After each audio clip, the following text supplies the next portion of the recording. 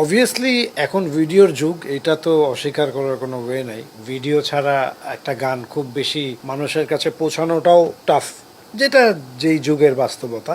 But যেহেতু আমি তো আসলে অডিওর যুগটা খুব ভালোভাবে দেখে এসেছি এবং আমার কাছে লাগে যে গান সবসময় মানে আসলে শোনার একটা বিষয়। এখন যদিও টেকনোলজি চেঞ্জের কারণে মনে করেন মানুষ অনেক বেশি ইউটিউব কেন্দ্রিক আমাদের দেশের মানুষ, কিন্তু আপনি দেখবেন যে বাইরের দেশে কিন্তু অডিও অ্যাপস অনেক জনপ্রিয়, আপনার ওই ভিডিও অ্যাপসের মতোই জনপ্রিয়। কিন্তু আমাদের দেশে হয়তো সেইভাবে এখনও সেটা ম্যাস লেভেলে যায়নি।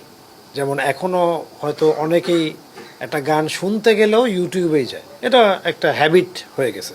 অন্যান্য দেশ কিন্তু যখন ধরেন ডিজিটাল প্ল্যাটফর্মগুলা খুব বেশি মানে পপুলার হচ্ছিল, তারা কিন্তু ওই সময়েই পাশাপাশি অডিও অ্যাপস মানুষের কাছে ইন্ট্রোডিউস করে দিয়েছিল।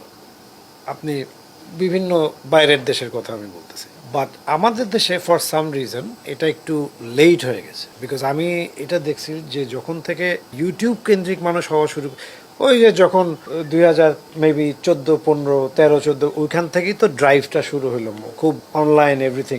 ওই সময়ে যদি আসলে অ্যাপসগুলো চালু হয়ে যেত স্ট্রিমিং অডিও, তাহলে কিন্তু এতদিনে মানুষ অভ্যস্ত হয়ে। বাংলাদেশে কিন্তু এই যে অডিও অ্যাপসের কালচারটা শুরুই হয়েছে কিন্তু গত 2-3 বছর ধরে।